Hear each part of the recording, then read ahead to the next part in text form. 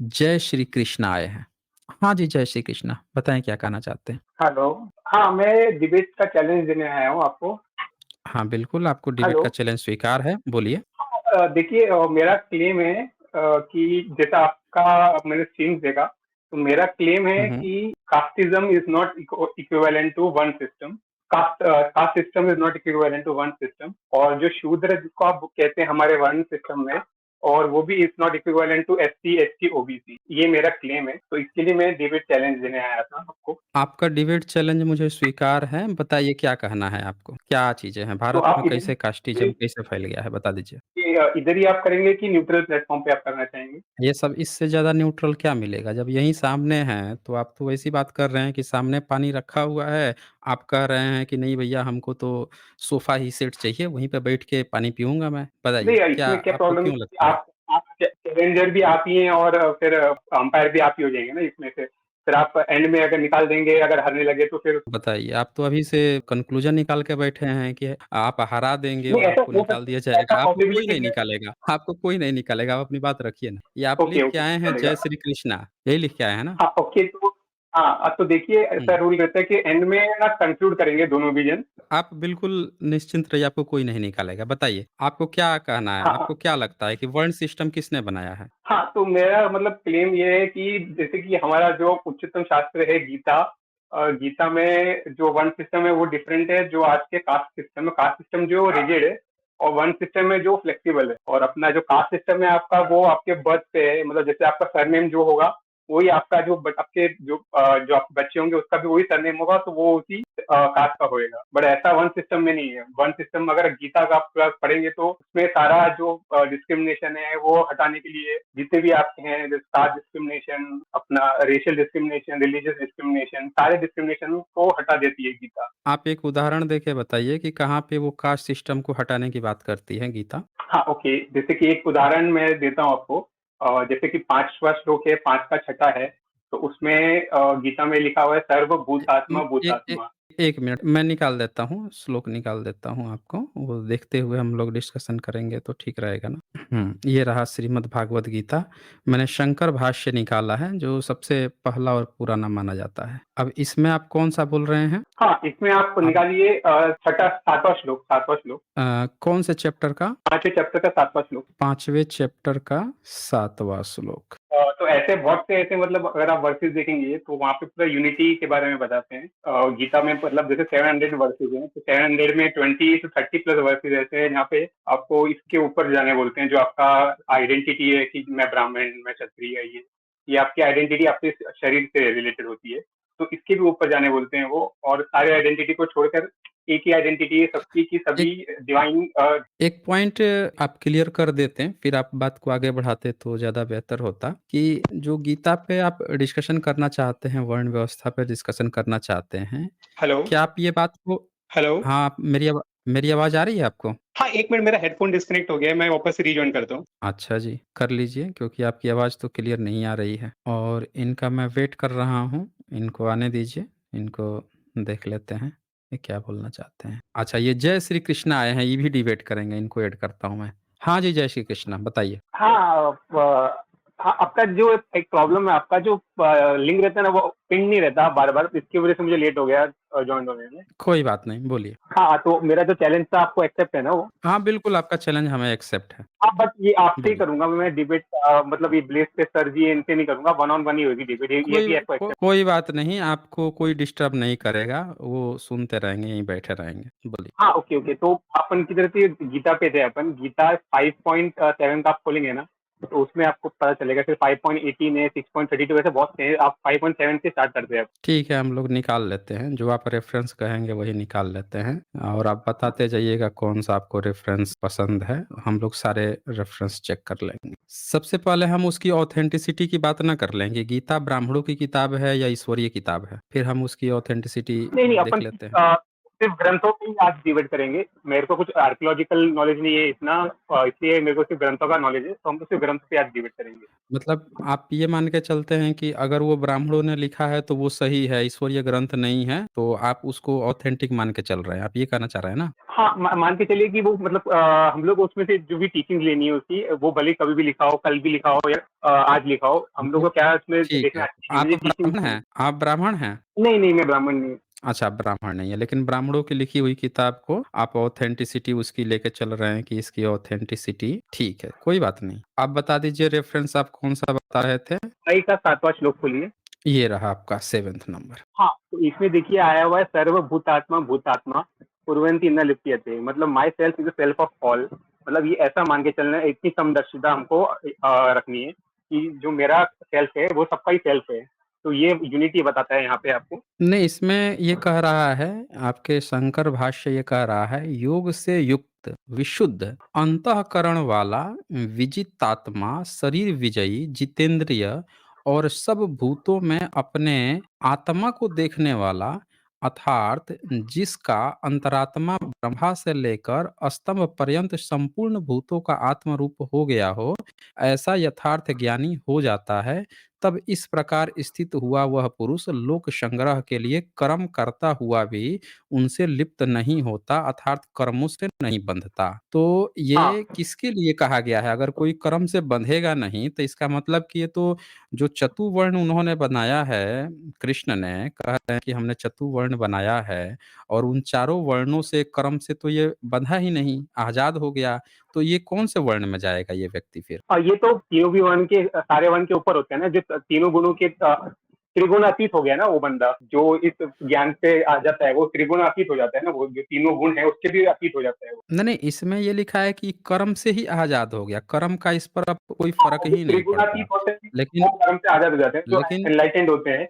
तो ये कौन से वर्ण में जाएगा फिर ये? ये कोई भी वर्ण में नहीं जाएगा, ये मतलब अगर आप स्वधर्म के ऊपर से बेस बात करेंगे, तो जो आपका स्वधर्म है वो आपको निभाना ही है, प्लस आपको ये अपने मन माइंड में रखना है कि जो सबका आत्मा है वही मेरा आत्मा है, तो वो यूनिटी आपको माइंड में रखनी है, लेकिन भाव आपका ऐसा होना चाहिए। लेकिन कृष्ण तो कह रहे हैं कि हमने 4 ही वर्ण बनाए हैं, उन्होंने तो किसी 5वें की बात ही नहीं की है। हाँ, ये वर्ण उन्होंने में नहीं कहा आता ना, है ये कि वर्ण के भी 4 ऊपर होता है। 4 वर्ण को बनाया और वो चारों वर्ण जो हैं स्वभाव और कर्म से बंधे हुए हैं और वो स्वभाव भी ईश्वर का बनाया है, उस चारों वर्णों को न बनाया है।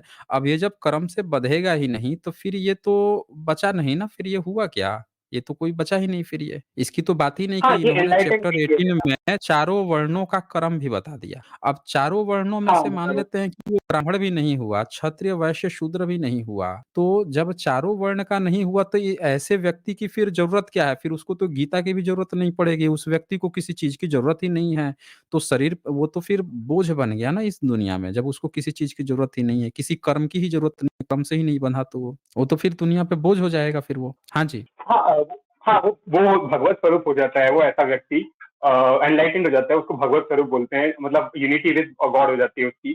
तो वो उसका समदर्शी हो जाता है, वो सबको एक जैसा ही देखता है फिर वो। ये आपका 5.18 में आपको बताया जाता है कि ब्राह्मण, चांडाल, कुत्ता को भी वो समदर्शी एक ही दृष्टि से देखता है वो। तो ये जब चारों वर्णों में आएगा ही नहीं, तो ऐसा कहाँ पे पाया जाता है? मैं ये जानना चाहता हूँ। और ऐसा होने के लिए आपने कहा योग से युक्त, ये योग क्या है? हाँ, बताइए। ये योग मतलब भगवान से यूनिटी होना, योग मतलब, योग का मतलब यूनिटी अच्छा, होता है।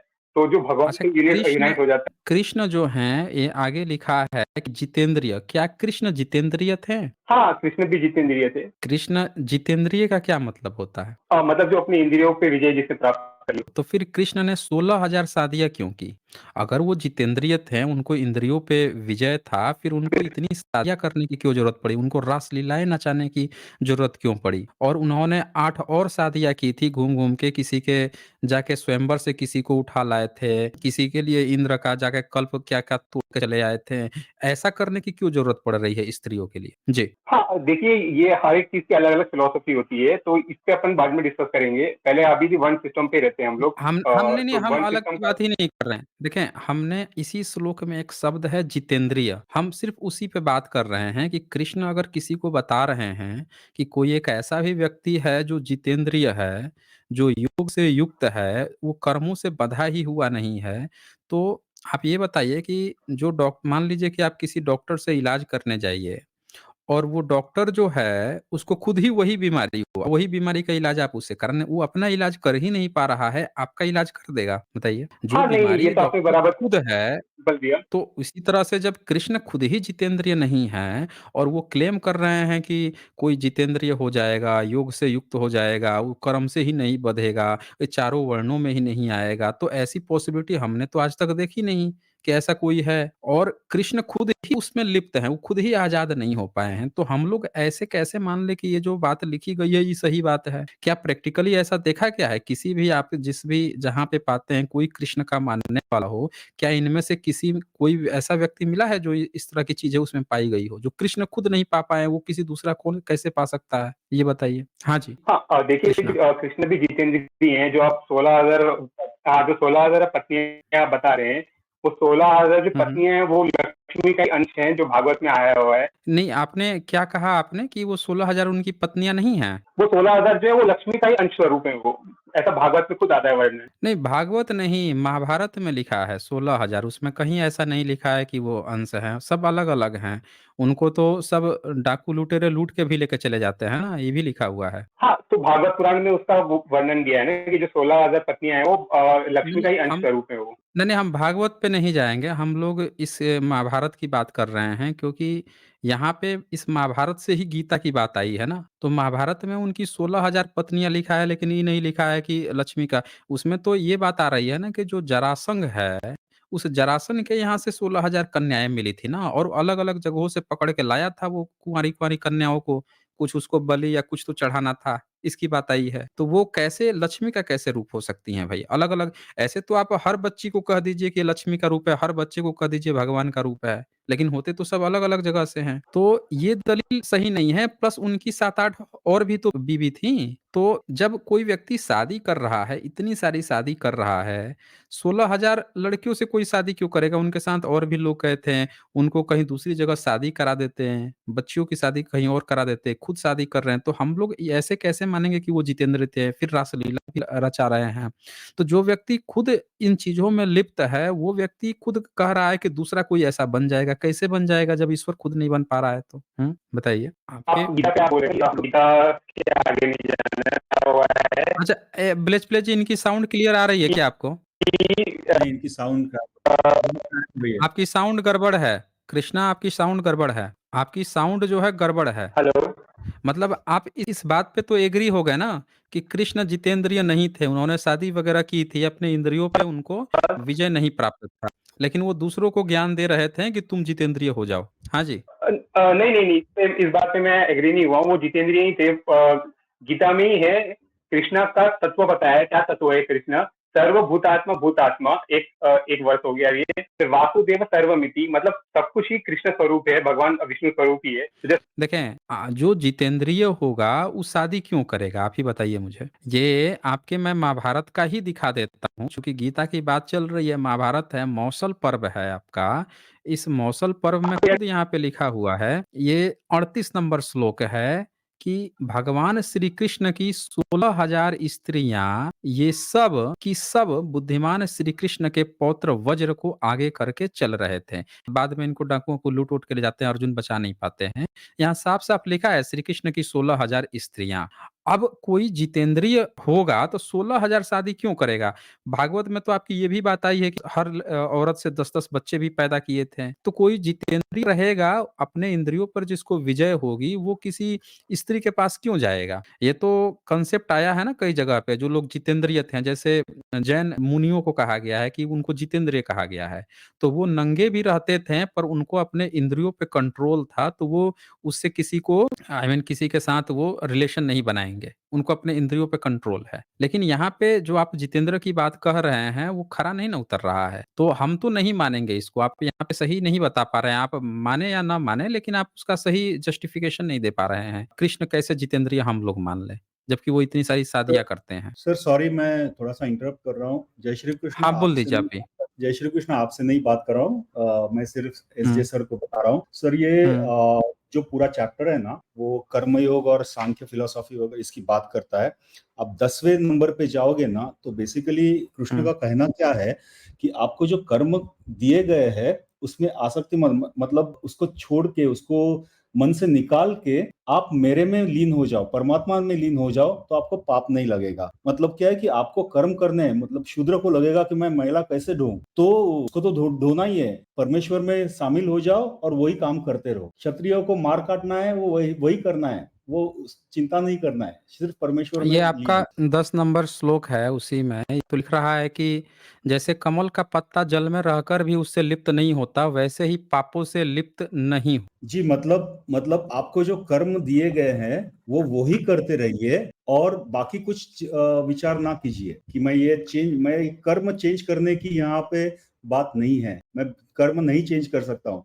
जो आपको कर्म दिए हैं वही करने हैं, और सिर्फ परमेश्वर में लीन हो जाना है, तो आप पाप से मुक्त हो जाओ। जैसे कमल का और पत्ता अगर ये है, पानी में रह के हुँ, भी हुँ, उसको हुँ। छू नहीं सकता, वैसे आप जो कर्म कर रहे हो वो कितना भी बुरा होगा तो भी आपको छू नहीं पाएगा, अगर वो परमेश्वर में लीन हो जाए तो। मतलब ये बात है, फिर चैप्टर 18 का जो 46 और 47 नंबर जो है, 48 नंबर है, वो भी तो कहता है कि हमारा कितना भी जो धर्म है वो बेकार हो या खराब हो तो भी हमको वही करते रहना चाहिए। ये भी तो वो जी, वहाँ कह रहा है। जी, तो जी। ये कैसे आप कृष्णा जो हैं, आप कैसे इसकी पुष्टि कर रहे हैं भाई? इस पर ज़रा अपना क्लियर कीजिए मंतव्य। हाँ जी।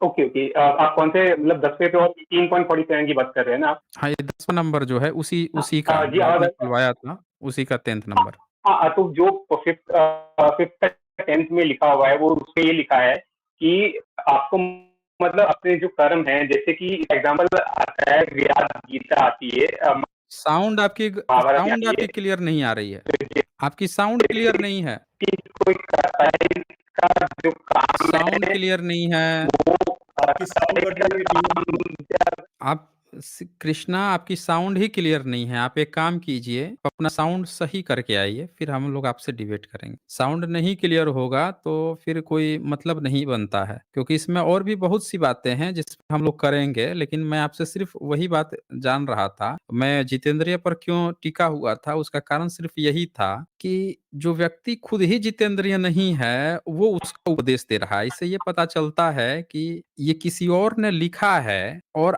आप सिर्फ जस्टिफाई करने आ रहे हैं, जबकि जिसको बताया जा रहा है वो खुद वो काम नहीं कर रहा है, दूसरों को बता रहा है। मतलब एक व्यक्ति जो खुद हिमालय पे नहीं चढ़ा है वो टिप्स दे रहा है दूसरों को कि तुम वहां पे जाओगे तो हिमालय पर चढ़ जाओगे। जो खुद ही कभी कुछ नहीं जीता है, कभी कोई एग्जाम या कोई कॉम्पिटिटिव एग्जाम नहीं निकाला है, वो दूसरों को सलाह दे रहा है कि तुम निकाल लोगे, तुम निकाल लो। तो आपकी गीता जो है ना, कुछ इसी तरह की बातें करती है, हवा में तीर मारती है यहाँ पे।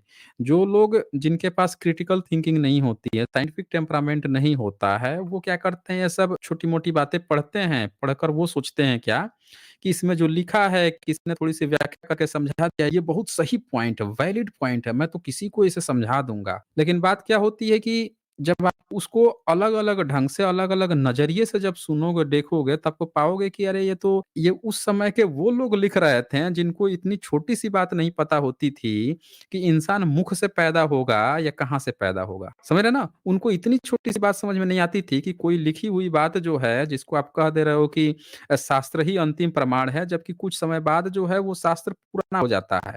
वो एक सड़े हुए तालाब की तरह हो जाता है जो पानी बदबू मारने लगता है। हमेशा निरंतर उसमें प्रवाह होते रहना चाहिए। नई-नई चीज़ें नए समय के अनुसार आनी चाहिए। तो उस समय के उस दौर में उस समय की गप्पें थी हैं, उसको आपने क्या सोचा कि आप उसको जस्टिफ़ाई कर दोगे? आपकी साउंड नहीं क्लियर आ रही है, नहीं तो हम लोग आपके एक-एक श्लोक को सुनते, देखते, समझते हैं, फिर उस पर आगे बढ़ते हैं। कृष्णा, एक बार आप अपनी साउंड सुना दीजिए, हम लोग को कन्फर्म हो जाए कि आपकी साउंड ठीक हुई है या नहीं हुई है। हाँ जी। कृष्णा, अभी आ रही है साउंड नहीं, की? नहीं, नहीं, नहीं, नहीं, अब मैं नहीं मौका दूँगा आपको। आप आइए, साउंड सही करके आइएगा, फिर मैं अगली बार आपको मौका दूँगा, ठीक है ना? आप अगली बार आइए, साउंड सही करके आइए, पूरा मौका दिया जाएगा।